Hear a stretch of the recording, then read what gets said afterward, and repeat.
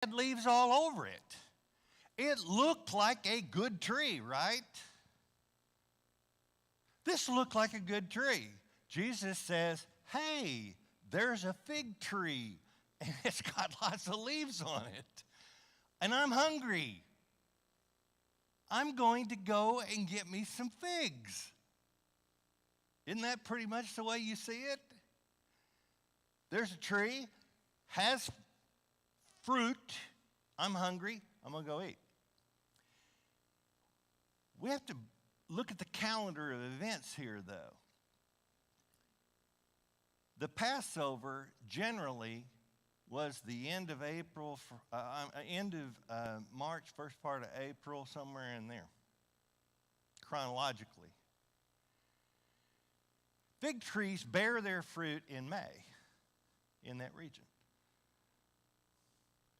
Do you think Jesus understood all that? You think Jesus knew when the fig trees had figs? Do you think Jesus knew that this is a little bit before fig trees put on their figs, their fruit? You think he realized all that?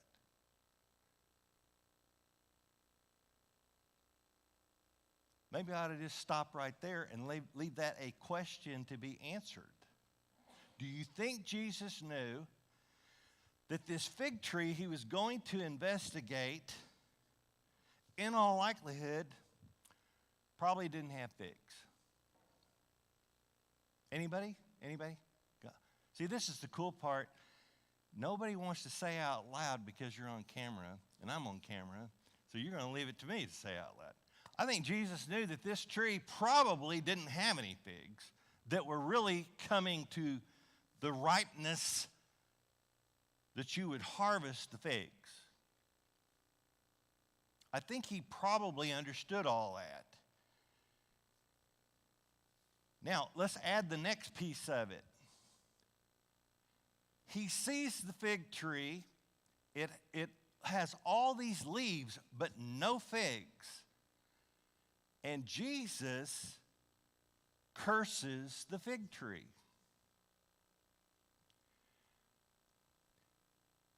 Did Jesus curse the fig tree because he was mad? He was hangry? Is that why he's cursing the fig tree? Because he's just hangry? I don't think so. Matter of fact, in my heart, I know that's not it.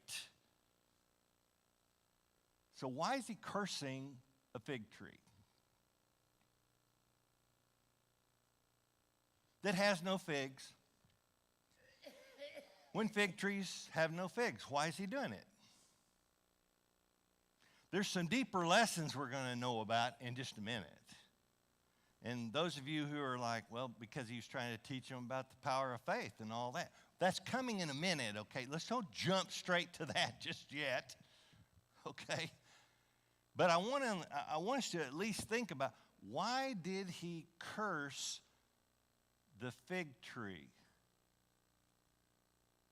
He could have, and the reason why I say this, this is where I'm going to hopefully flip the record over for you. Instead of cursing the fig tree, he could have said, be filled with figs.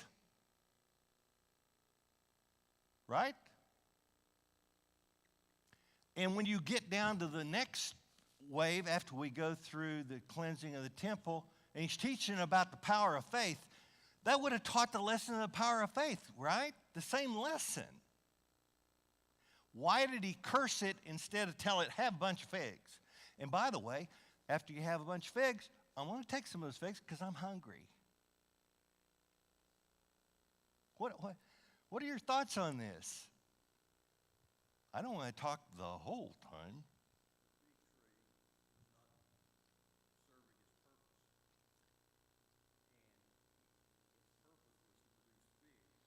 Okay.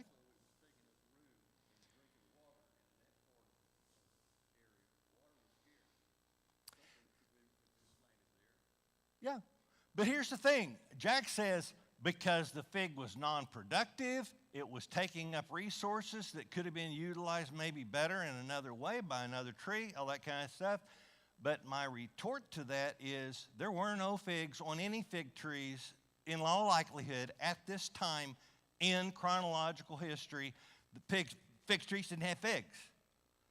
And so why curse this fig tree for doing what it historically was supposed to be doing at that moment? I think your point's well taken, though. It was unproductive.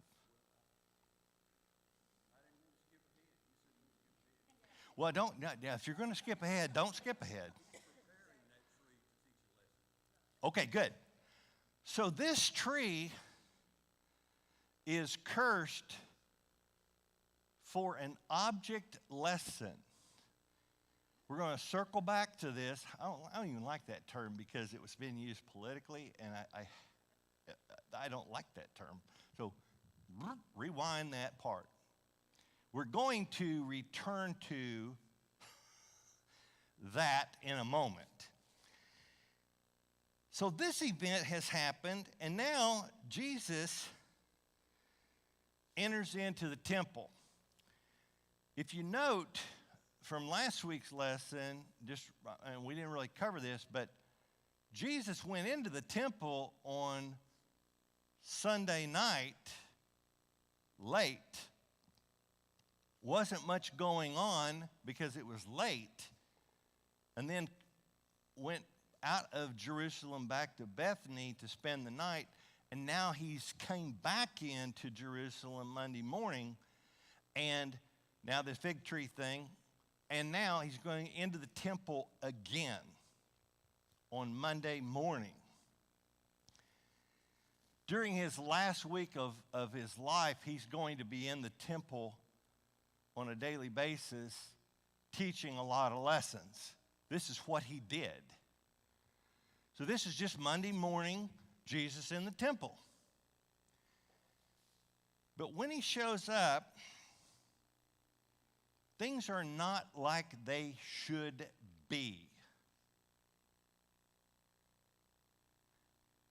The temple in Jewish law is a holy place that represents the presence of God, and nothing that is marred by the world belongs in the temple.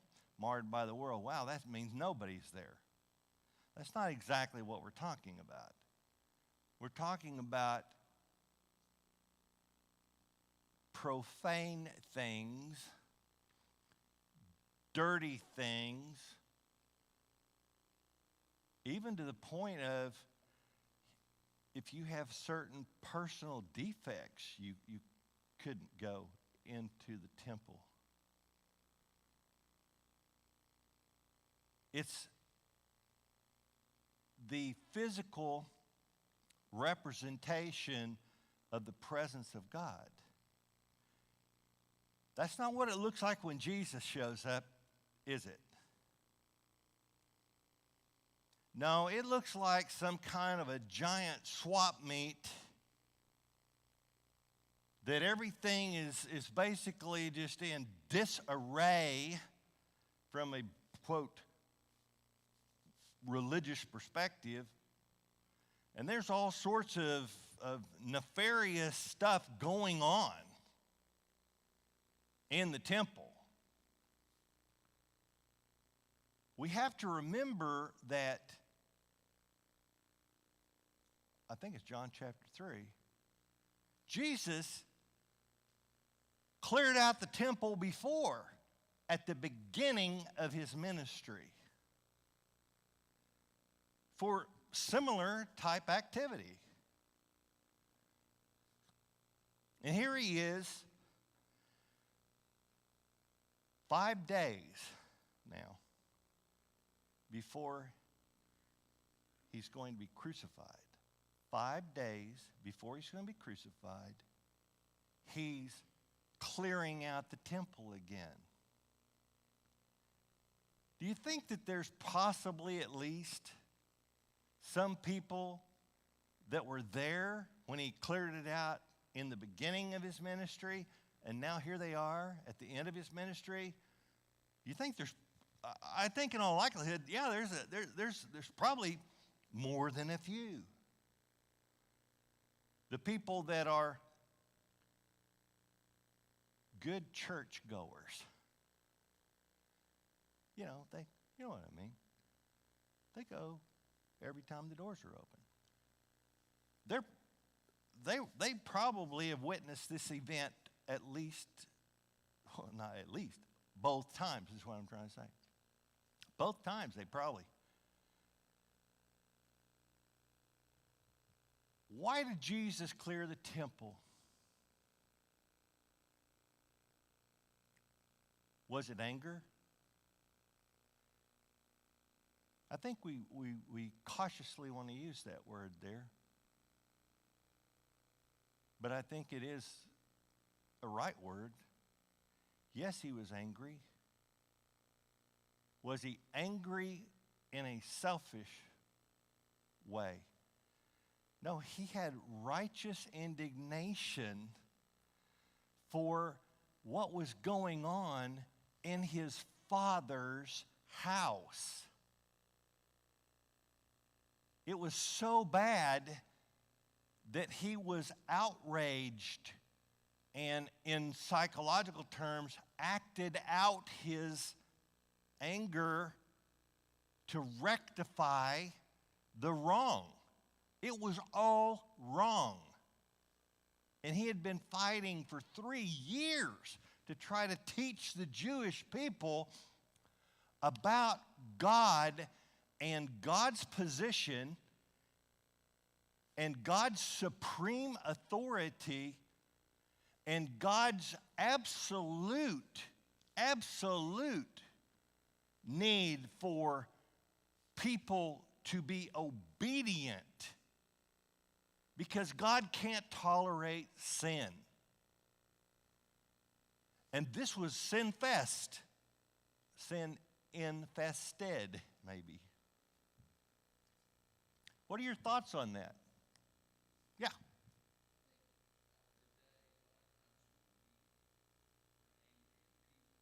Hmm?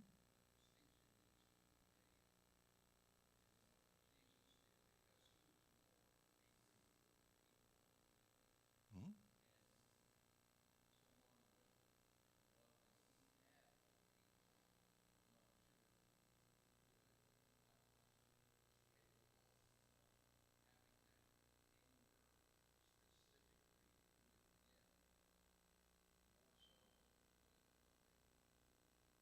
Yeah. Let me try to repeat. Jesus sees these people acting in ways that are inappropriate, and he's not angry on an individual level with a person and condemning that person. He's condemning their actions because their actions are inappropriate for where they are doing these actions. Is it okay to sell animals for sacrifice? Is that okay? Yeah, it is, isn't it? It's okay to sell an animal for a sacrifice because people didn't want to carry their animals on a long journey to the temple to sacrifice their animals. And so what they would do is they would save up their money, they would get to the temple, and they would buy sacrificial animals to make sacrifice in accordance with the law. That's the way they did it.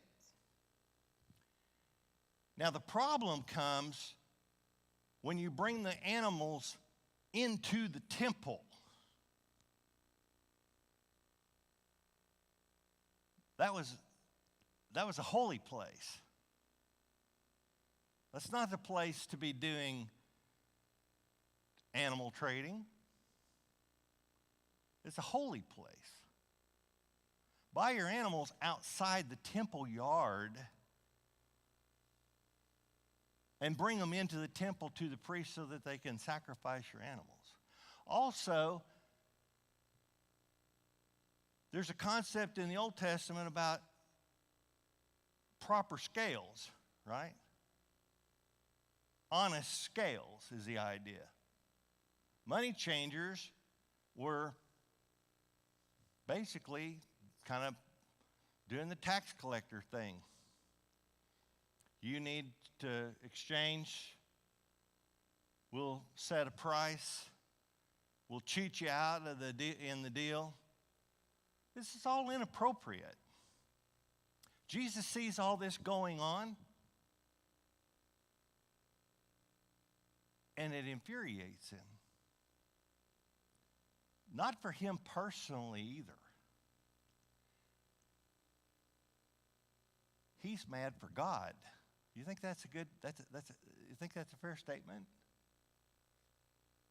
He is mad for his Father who is being disrespected in what's going on here.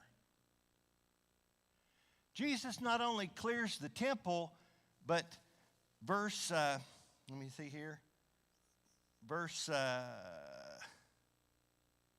16, Mark 11:16, and he would not allow anyone to carry anything through the temple.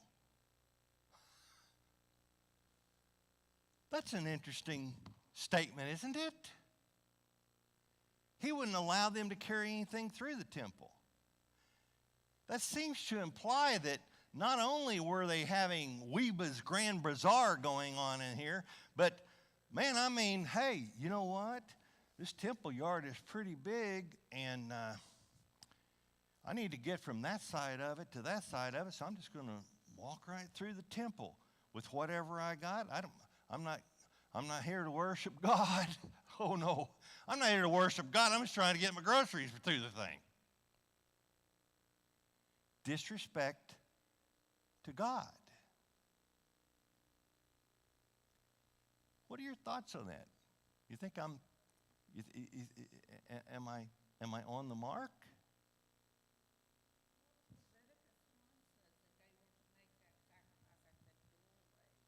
Yeah.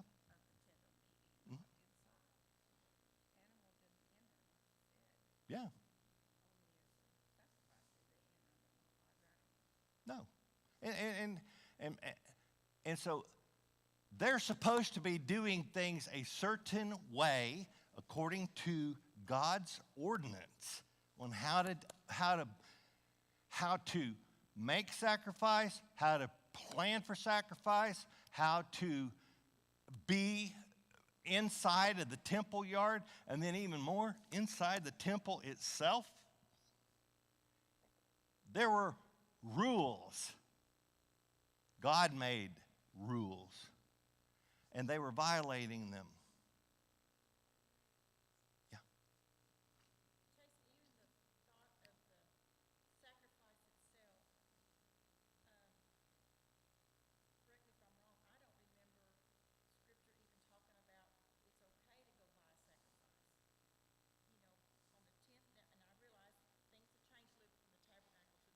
Yeah, it did. Yeah.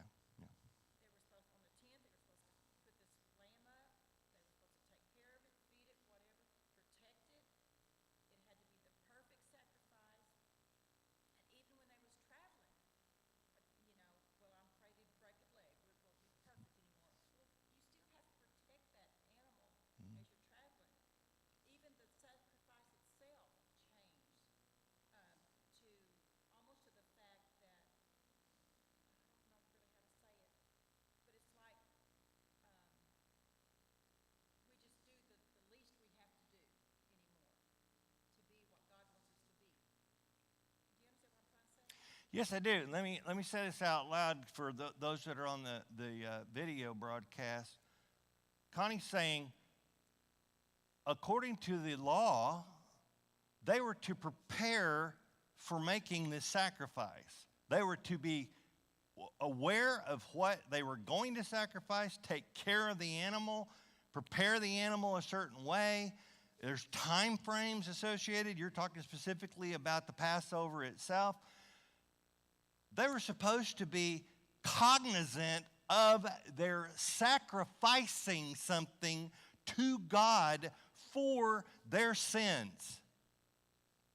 And make the connection of, I am going through a God-given process to try to make myself right before God for, in any time frame you want to give for any kind of sacrifice, but let's just say the Passover.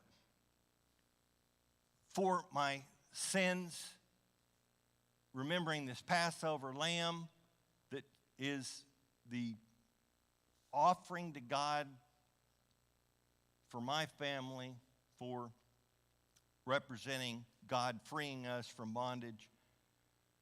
Okay, this is an example. They had gotten to the point where, I'm going to use the word, they had gotten pretty cavalier with how they were approaching the sacrifice to God. The people, when I get to the temple, I'll look around and figure out what I'm going to buy to sacrifice to God. That in and of itself has kind of a bad attitude, don't you think? I mean, I'll go, and I'm just saying, this is just a human thing. I'll go and see what's on sale for God. I'm going to get God a sacrifice off the sale rack. And if I go to this vendor and he wants $50 and this one wants $75, I'm going to look at the goats or whatever. I'm going to look at them and see, this is the way the human mind works. Connie hit an interesting point. This is the way the human mind works. And if this goat looks almost as good as this other goat, and it's $25 cheaper, I think it'll be good enough for God. It was their attitude. It was their lack of respect. And here Jesus is 5 days from going to the cross. And yet,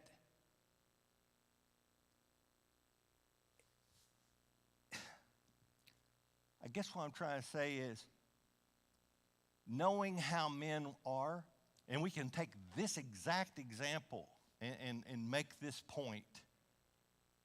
3 years ago, he cleaned out the temple, right? Drove out the money changers with a whip made out of 3 cords, all that. 3 years ago, and now he's back 3 years later, and it's as bad or maybe worse than it was. Doesn't it stand to reason that Jesus is going to die and the Jews, especially the Jews that aren't, basically trying to live the law, really live the law, they're going to keep doing what they've been doing. They're just going to fall back into the same stuff because that's the way mankind is. They keep falling into the same things. They keep doing the same things. Interesting that Jesus, knowing what was about to happen to him, made a point to sanctify God's house again right before he was going to be crucified. We know that right after his death, right on the moment of his death, some things happened inside of that temple, right? What happened? The veil was torn in half, top to bottom. That's a really big deal, isn't it?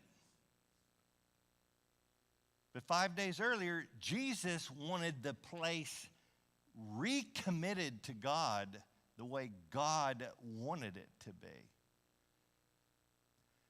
We only have a few more minutes, so let's take a look at this fig tree thing again. Oh, one more, yeah.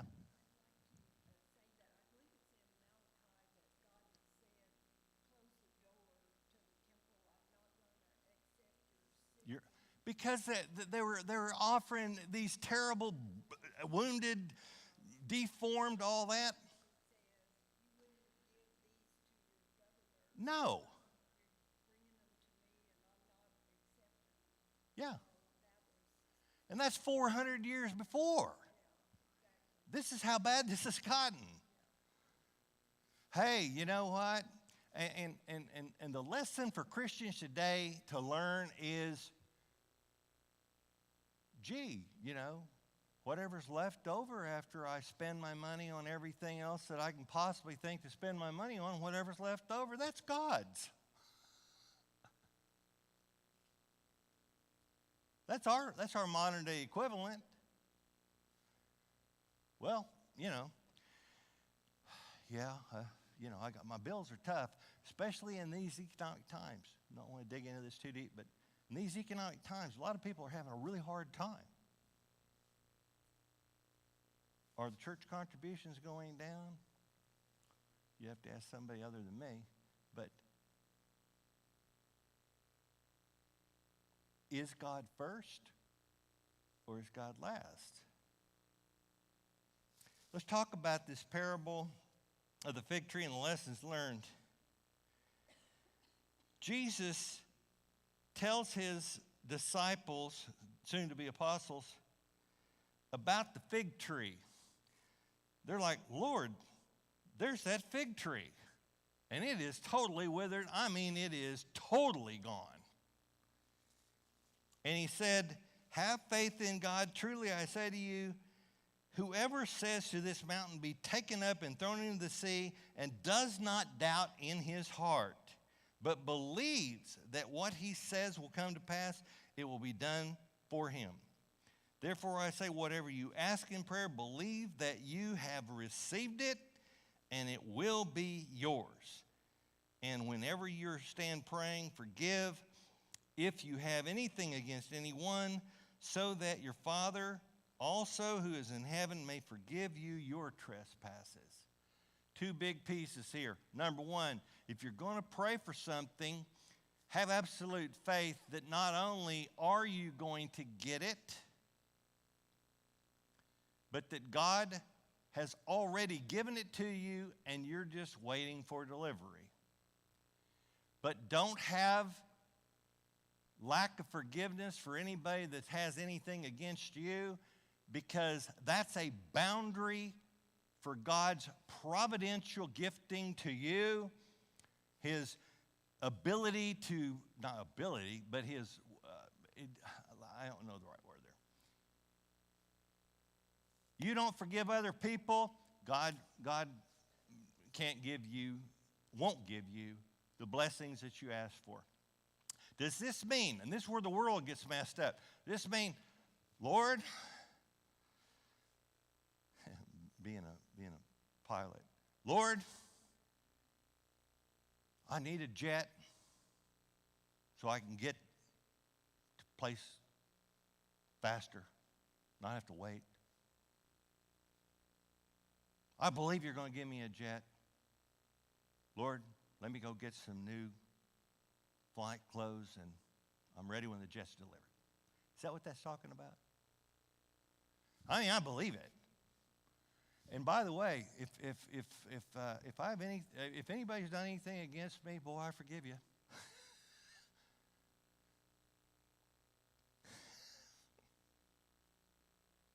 Is that what that's saying? See, that's what the world wants to do on this. Pray and God's going to give you anything that you ask for. We know that's not true because James addresses it specifically. It says, you don't have, number one, because you don't ask, and then number two, because you ask for the wrong reasons, for the wrong motives, for selfish reasons. We can't forget that first one, though. You don't have it because you don't ask it. And in chapter 1, he even speaks to that. If you're double-minded, why do you expect to have anything from God? Because you don't believe it in the first place. You have no faith. Why do you believe that you're going to get anything that you ask for from God when you're double-minded about stuff. Yeah, Stace.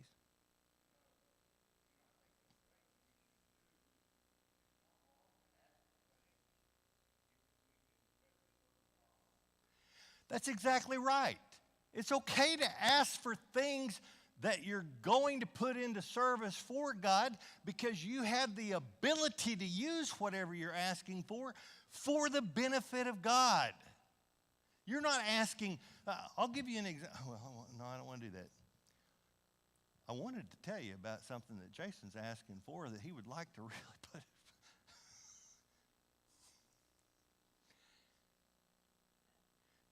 It depends on who you are asking it for. Is it for me? Or is it for God? People want to argue that. Well, wait a minute. Paul said, remove this thorn from me because it's bad, Lord, it's bad. You know, I think we might not take another look at that. Maybe Paul wanted the thorn removed so he could be able to do his evangelism even better than he could with the thorn. But God gave him an answer. My grace is sufficient. When we ask for something, though,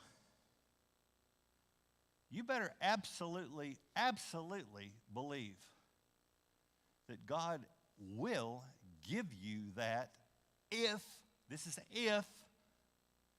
it is according to his will and purpose in your life. But you better ask. You better ask. Sometimes we're afraid. Well, I don't want to seem. Ask and you will receive. Knock, the door's open. I have the faith that God can do anything that we have on our mind, but it might not be his will. There's a lot of things that I have prayed for God and it was a good thing, but it wasn't the time. Like Sarah and Abraham had to wait 10 years before God gave him a son. There's many things that I've wanted to do for the Lord, but later on, it was to come to pass. And that's okay. That's okay that God will wait for the appropriate timing that we do not fully understand. However, in the wait, have faith. That's my point. While you're waiting, let's don't jump to the world side of this, which is everything's negative, everything's bad, bad, bad, bad, bad. Let me tell you on TV, boy, I mean, you turn on the news, here's the bad, here's the bad, here's the bad. I don't believe that comes from God. God is timing things with his timing for when things need to happen, and you need to keep praying, is this what you need from me? How can I do what you want me to do? What do I need even? You know, sometimes we don't even know what to ask for, but we need to pray, Lord, empower me to be able to do what you want me to do according to your will. Now, if you do identify some things, physical things that are helpful, I'm going to tell you, this congregation needs to build a balcony. Well, that's weird. The pews are only half full all the time. I've already talked to the elders about this. Now you need to start making plans to build a balcony. Because when you build a balcony, everybody wants to know why you built a balcony.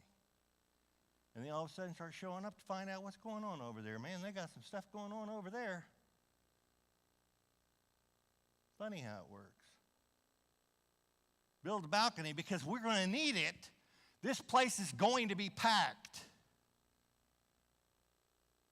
And by the way, I have absolute faith that that's true. This is going to be packed. We're going to have some more. Matter of fact, we're going to probably, within 10 years, have to build a bigger building. Well, why build a balcony then? Well, because people need a place to sit while we're building the new building.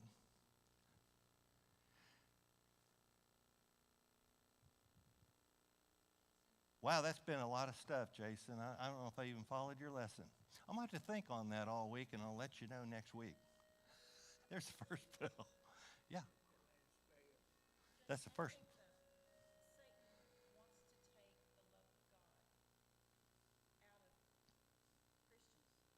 I think so.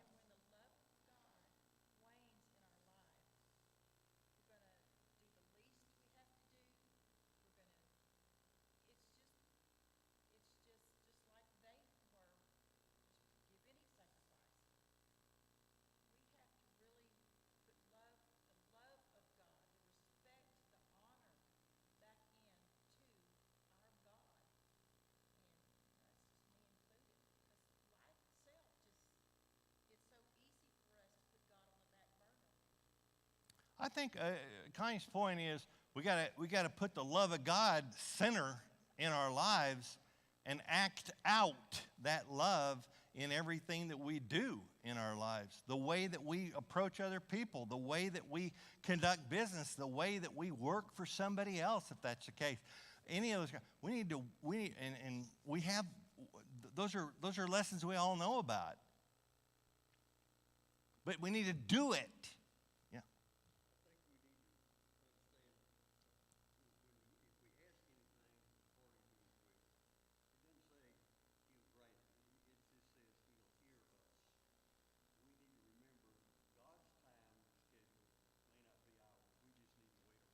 Yeah, and that's exactly what we've been saying.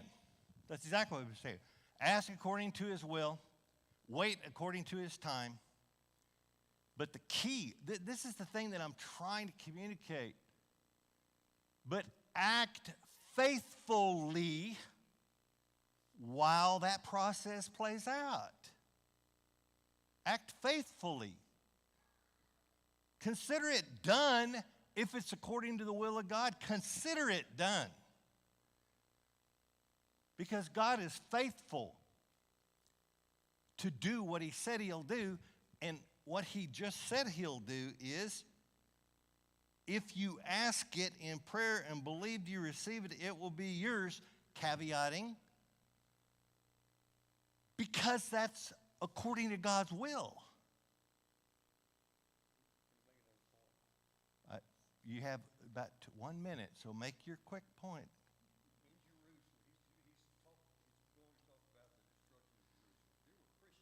Oh, yeah. They were praying, I'm confident, for some things that they just knew God needed. God's eternal plan's going to be carried out. He had determined at that time to destroy Jerusalem. They were there, they got out, but they were there, and they had some problems. Oh, absolutely. Will has to take precedent over what we do. Absolutely. Over our convenience, over our comfort, all that. The thing I'd like to leave us with is Jesus cursed the fig tree to teach a lesson about our faith and commitment to having faith with respect to what we ask of God. But if we have something against somebody else, well, I want God to bless me because I asked and he said he would give it, but now I'm kind of mad at you. I'm a little mad at you. And so God may or may not bless you. No. Mm-mm. We also need to have reverence for God in everything we do, because it causes deity to become angry when we are disrespectful of him. And anger can act out in numerous ways. It can be that we are punished, or it could be the delay in getting what we asked for because the timing has changed, not by God. You did it. You changed the timing because you did something. Anyway, leave that with you. Hopefully it was a somewhat easy to follow lesson. Not really, but anyway. I'm glad you were here this morning. Please come back next week.